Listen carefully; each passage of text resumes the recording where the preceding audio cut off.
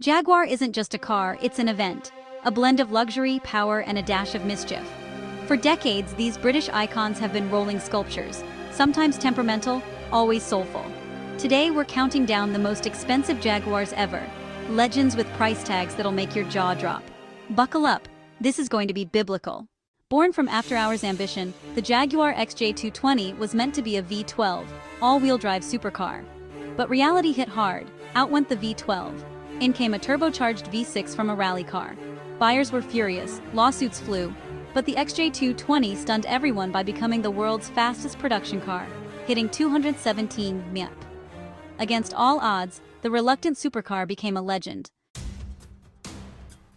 The Jaguar XJ220 was ludicrously fast, intimidating even. The snug cabin and wide sills made getting in an engineering puzzle, and the panoramic windscreen felt like piloting a spaceship.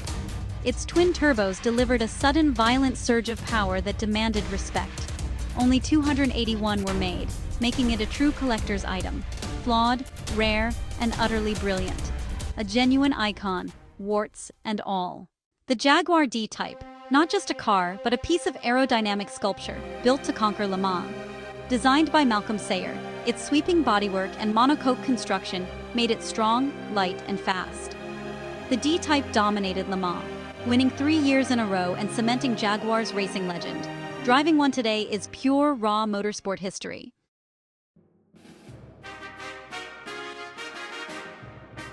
After its stunning success, Jaguar planned to build 100 D-Types, with many destined for privateer racing teams who were clamoring to get their hands on this world-beating machine.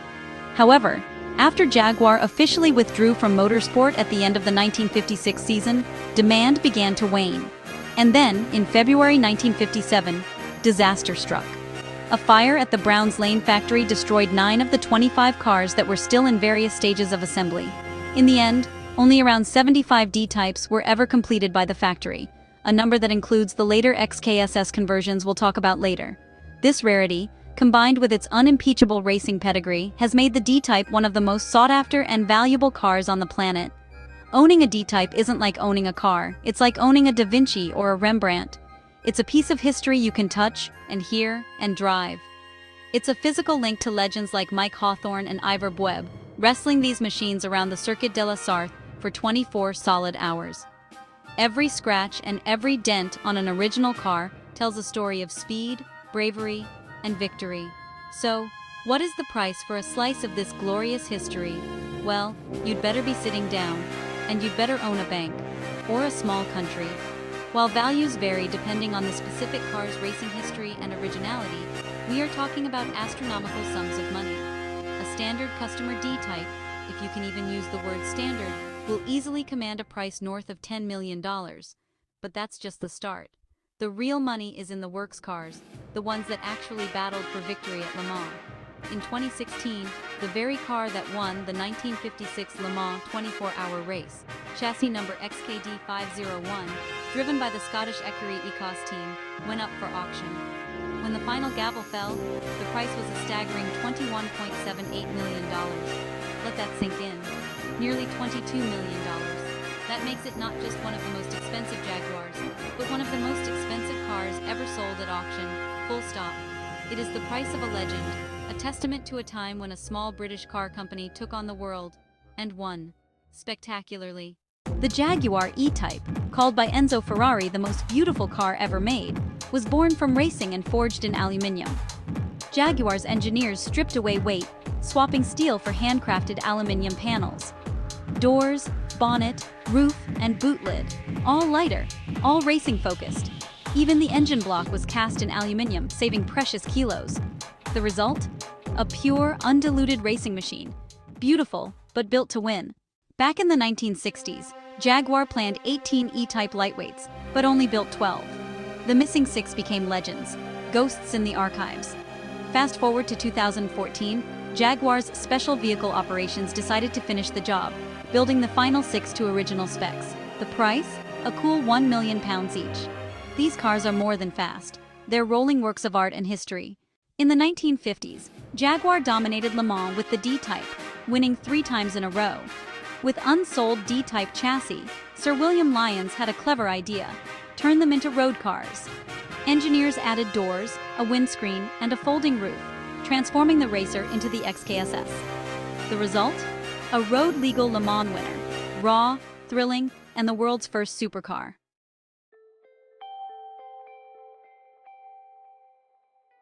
Of all the XKSS owners, one name stands above all others: Steve McQueen, the king of cool himself.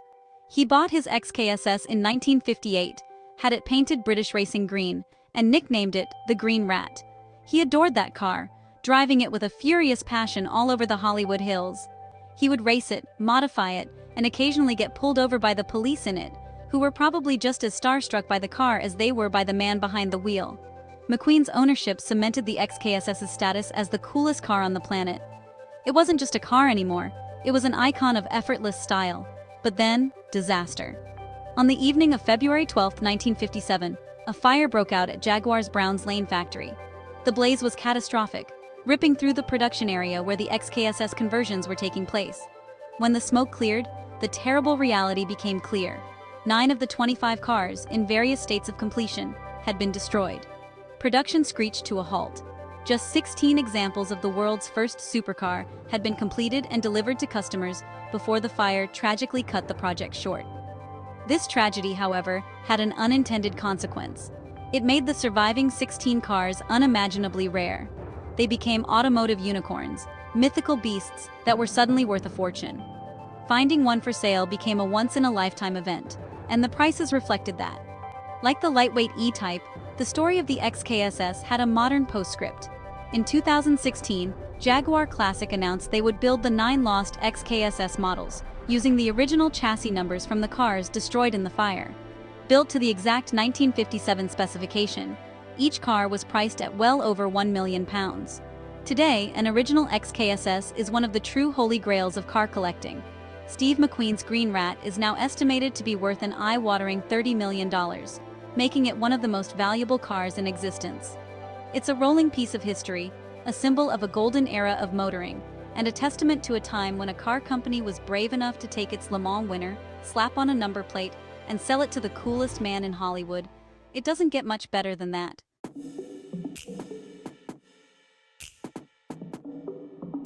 Let's wind the clock forward to 2010.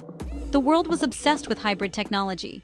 The Toyota Prius was everywhere, silently judging you for your V8. It was all very worthy, very sensible, and very, very dull. Jaguar, however, decided to approach this whole hybrid thing a little differently. They didn't want to build a sensible family hatchback. They wanted to build a world-beating, jaw-dropping 200-mile-per-hour hypercar. They wanted to build a hybrid that would, and I quote, rip your face off. The result was the CX-75. And just look at it. It was unveiled at the 2010 Paris Motor Show, and it looked like it had just arrived from the year 2050. It was impossibly low, incredibly wide, and covered in more swoops, vents, and aerodynamic trickery than a fighter jet. It was designed by Ian Callum, the man responsible for a whole generation of gorgeous Jaguars, and this was arguably his magnum opus. It was a stunning piece of sculpture, a clear signal that Jaguar was back in the supercar game, and they weren't messing about. It made every other car at the show look like a horse-drawn cart. But the really clever stuff, the truly bonkers stuff, was underneath that beautiful skin. The original concept car didn't have an engine. Not a proper one anyway. It had 4 hugely powerful electric motors, one at each wheel, producing a staggering 778 horsepower. And to charge the batteries on the move, it didn't have a piddling little petrol engine. Oh no, it had 2 miniature gas turbines. Yes, you heard that correctly. Jet engines. Like you'd find on a small aircraft. It was the most brilliantly complicated and wonderfully ambitious powertrain ever conceived. The performance figures they were claiming were just ludicrous. Not to 60 in under 3 seconds. A top speed of 220 miles per hour. And, thanks to its plug-in hybrid system, it could supposedly travel for 68 miles on electric power alone, producing 0 emissions. It was the best of all possible worlds. A silent, clean city car that could transform into a screaming jet-powered monster at the prod of a pedal. It was a technological tour de force, a vision of the future that you could actually touch. The world was captivated. Jaguar had built the perfect supercar for the 21st century.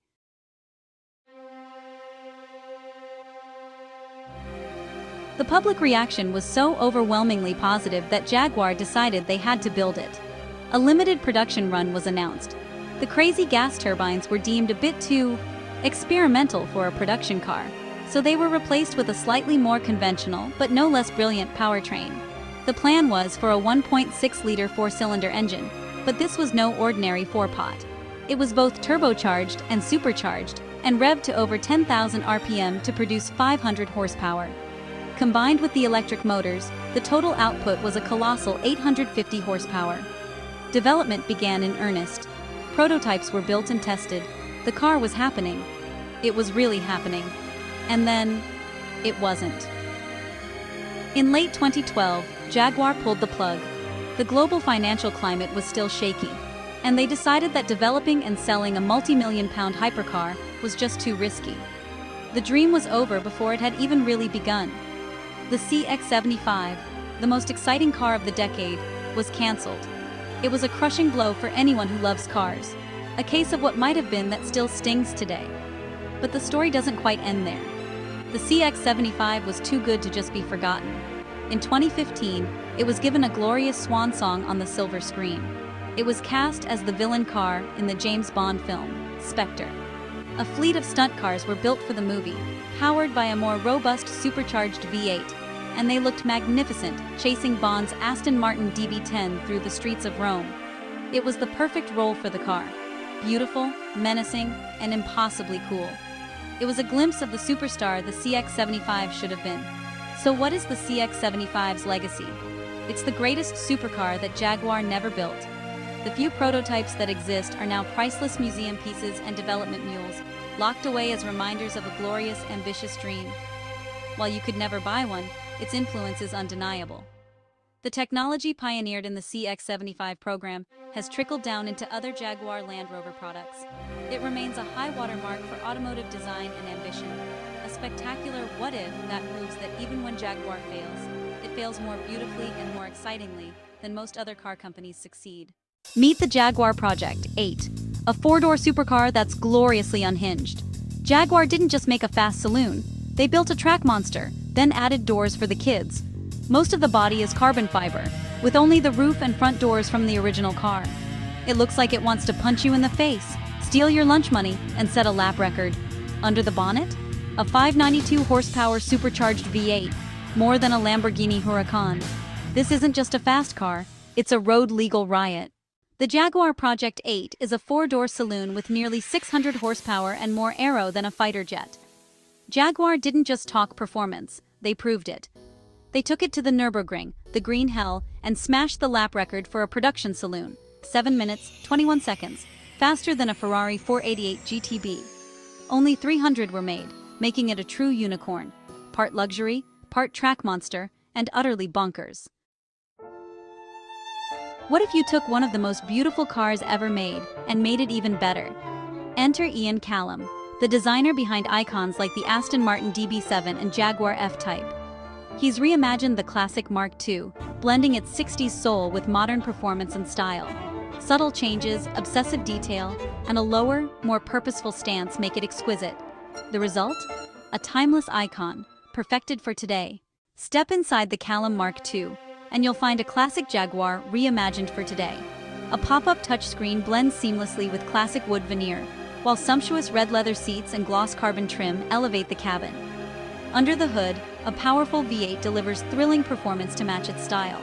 This isn't just a car, it's rolling sculpture, a modern British luxury icon. Jaguar's history is filled with speed, beauty, and bold engineering. From the XJ220's record-breaking pace to the glamour of the XKSS, these cars are more than machines, they're works of art. We've shown you the most exclusive Jaguars, but which one is your favorite? Let us know in the comments, and don't forget to subscribe for more incredible cars. Thank you for watching.